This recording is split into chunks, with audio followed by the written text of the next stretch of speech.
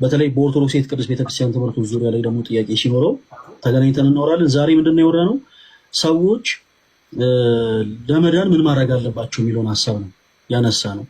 ስለዚህ ለቴሪሻ እንዳልነው ባጭሩ ቅድም ሲነሳ ከነበረ አንድ የመጽሐፍ ቅዱስ ክፍል ሊነሳ ኤፌሶን ምዕራፍ 2 ከቁጥር 8 ላይ እጅግ በጣም ደስ የሚል የተወደደ ቃል አለ። ያም ቃል ደግሞ እንደዚህ ይላል፣ ጸጋው በእምነት አድናችኋልና ይህም የእግዚአብሔር ስጦታ ነው እንጂ ከእናንተ አይደለም እና ማንም እንዳይመካ ከምን አይደለም ይላል፣ ከስራ አይደለም። ቴሪሻ ቅድም ደጋግመን እንዳልነው የክርስትና ሕይወት የሚጀመረው በመዳን ነው። በመዳን በክርስቶስ ኢየሱስ በማመን እዚህ ክፍል ላይ እንደተነገረው ሰዎች ምንም አይነት ስራ ሰርቶ አይደለም ክርስቶስ ኢየሱስ ወደዚህ ምድር የመጣው። ቅዱስ ዮሐንስ በወንጌሉ እግዚአብሔር የሰው ልጅ እግዚአብሔር አንድያ ልጁን እስኪሰጥ ድረስ ዓለምን እንዲሁ ወዷልና ብሎ እንደተናገረ እንዲሁን የወደደ የአምላካችን እግዚአብሔር ጸጋ ይሄ ነው። ጸጋው ያዳነን በእምነት ነው። እኛ ምንም አይነት በጎ ምግባር ኖሮን አይደለም ክርስቶስ ወደዚህ ምድር የመጣው። ጌታችን ኢየሱስ ክርስቶስ በቀራንዮ መስቀል የተሰቀለው ስጋውን የቆረሰው ደሙን የፈሰሰው እኛ ምንም አይነት በጎ ምግባር ኖሮን ምንም አይነት ይሄ የሚያኮራ ማንነት ኖሮን ሳይሆን እንዲሁ በጸጋው ነው። እንዲሁ በጸጋው ነው። ስለዚህ ሰዎች በክርስቶስ ኢየሱስ በማመን ይድናሉ። የክርስትና ሕይወት የሚጀምረው በመዳን ነው ብለናል። ከዛ በኋላ ግን ቅድም አንድ ሐሳብ አንስተናል። ብዙ ጊዜ ሰዎች ስለሚታለሉ አሁን ይሄ በጣም አስፈላጊ ነው አሁን ላይ ግድ ሰዎች ያሉት እያልን አይደለም። ሰው በክርስቶስ ኢየሱስ ካመነ በኋላ ግን የግድ በበጎ ስራ መጽናት አለበት። ለምን አለን? የዮሐንስ ወንጌል ምዕራፍ 15 ከቁጥር 1 ላይ ጌታችን ኢየሱስ ክርስቶስ እውነተኛ የወይን ግንድ እኔ ነኝ፣ እውነተኛ የወይን ግንድ እኔ ነኝ፣ ገበሬውም አባቴ ነው ካለ በኋላ በእኔ ላይ ያለውን ይላል። ይሄን ቁጥር 2 ከማንበቢ በፊት ቁጥር 6 እንመልከት። ቁጥር 6 ላይ በእኔ የማይኖር ቢሆን ይላል። ባጭሩ በክርስቶስ የማያምን ሰው የዘላለም ሕይወት አያገኝም እና ጌታችን ኢየሱስ በእኔ የማይኖር ቢሆን እንደ ቅርንጫፍ ወደ ውጭ ይጣላል፣ እነርሱንም ሰብስበው ወደ እሳት ይጥሏቸዋል፣ ያቃጥሉማቸዋል አለ። እናም ጌታችን ኢየሱስ ክርስቶስ ቁጥር 2 ላይ ደግሞ ስንመለከት ቅርንጫፍ ስለሆኑት ይናገራል በሁለት መልኩ። እሱ የወይን ግንድ ነው። ሰዎች በማመን ደግሞ እውነተኛ ከሆነው ከወይን ግንድ ጋር ይጣበቃሉ which means ቅርንጫፍ ይሆናሉ በክርስቶስ ኢየሱስ በማመን ቅድም እንዳልነው ቅርንጫፍ ይሆናሉ። ቅርንጫፍ ከሆኑ በኋላ መልካም ፍሬ የሚያፈሩ ከሆነ ይላል አባቴ አብዝተው እንዲያፈሩ ያጠራቸዋል። መልካም ፍሬ የማያፈሩ ከሆነስ ይወገዳሉ። አጭርና ግልጽ። ይህን ሐሳብ ለማብራራት ሰፊ አታካሮ ውስጥ መግባት የለበትም። አንድ ሰው እውነት መጽሐፍ ቅዱስን ግልጽ በሆነ ሐሳብ የተረዳ እውነት ክርስቶስ ኢየሱስን ያመነ ሰው ምንም አይነት አታካሮ ውስጥ መግባት የለበትም። በቃ ባጭሩ ይወገዳል። 5 ፊደል ነው።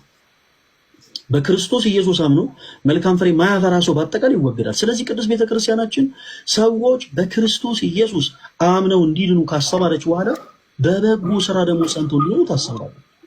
ለዚህም ነው ቅድም በተደጋጋሚ ሲነሳ ነበር ቅዱስ ያዕቆብ በመልእክቱ የያዕቆብ መልእክት ምዕራፍ 2 ከቁጥር 14 ላይ ወንድሞች ሆይ እምነት አለኝ የሚል ስራ ግን የሌለው ሰው ቢኖር እምነቱ ምን ይጠቅመዋል? እውነት ነው። እምነት አለኝ ብሎ ነገር ግን መልካም ስራን የማይሰራ ከሆነ ምንም አይጠቅሙም። ምክንያቱም ቁጥር 15 ላይ ዮሐንስ ወንጌል ምዕራፍ 15 ከቁጥር 2 ላይ እንደተመለከትነው ይወገዳል የተባለውን ሰው ያስወገደው አለማመኑ ሳይሆን መልካም ፍሬ አለማፍራቱ ነው። ስለዚህ አንድ ሰው በክርስቶስ ኢየሱስ አምኖ መልካም ፍሬ ማፍራት አለበት። ጽድቃችሁ ከፈሪሳውያን ጽድቅ ካልበለጠ እናንተ ከቶ መንግሥተ ሰማያት አትገቡም ይላል ማለት ነው።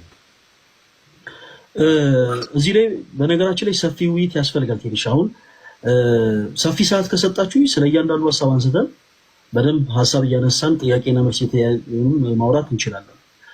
አሁን እዚህ ክፍል ላይ ጌታችን ኢየሱስ ክርስቶስ ዮሐንስ ወንጌል ምዕራፍ 15 ቅድም አንተው ራስህ ገልጠህ አንብበው ያልኩ በምክንያት ነው።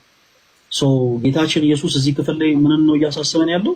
ሰዎች በክርስቶስ ኢየሱስ በማመን ቅርንጫፍ ይሆናሉ።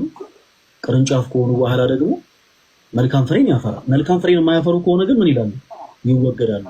ቅዱስ ያዕቆብም ለዛ ነው እምነት አለኝ ብሎ አንድ ሰው መልካም ስራን የማይሰራ ከሆነ እምነቱ ምን ይጠቅመዋል? እንደውም ቅድም ኤርሚ እንዳለው አንድ ሰው እኔ በክርስቶስ አምኛለሁ ከዛ በቃ በክርስቶስ ኢየሱስ አምኜ እኔ ከዛ በኋላ ምንም ነገር መስራት አይጠበቅብኝም ብሎ የሚሞኝ ከሆነ ቅዱስ ያዕቆብ እንዲህ አይነቱን ሰው ብሎ ይጠራዋል መሰለ። አንተ ከንቱ ሰው ይሏል።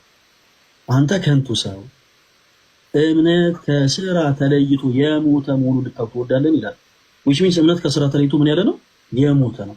ለዚህ ነው ደጋግመን ሰዎች በክርስቶስ ኢየሱስ ማመን አለባቸው። አዎ በቃ ለመዳን በመጀመሪያ የሚያስፈልገው ነገር በክርስቶስ ኢየሱስ ማመን ነው። ሰማይና ምድርን በፈጠረው የአምላኮች አምላክ የጌቶች ጌታ የንጉሶች ንጉስ ስለሆነ ኦኬ ከእርሱ ጋር ምንም ነገር ሰው ሳያጋራ በእርሱ ብቻ ሊያምን ይገባል።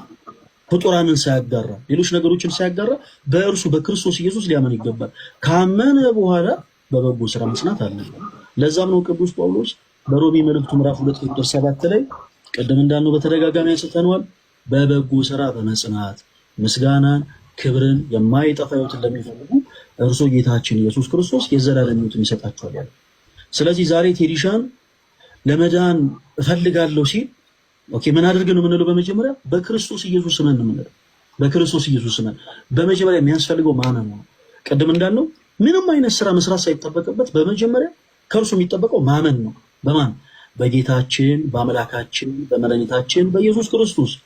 ከዛ በኋላ ክርስቶስ ራስ የሆናት ይህች ቅድስት ቤተክርስቲያናችን ምን ብላ ታስተምረናለች? በደንብ አስተውሉ። ሰዎች በክርስቶስ ኢየሱስ ካመኑ በኋላ ደግሞ ኦኬ ኔክስት በበጎ ስራ መጽናት አለባቸው። የሚቀድመው ማመን ነው። በበጎ ስራ ግን መጽናት አለባቸው። በበጎ ስራ ማይጸኑ ከሆነ መልካም ፍሬን የማያፈሩ ከሆነ ግን ምን ይላሉ?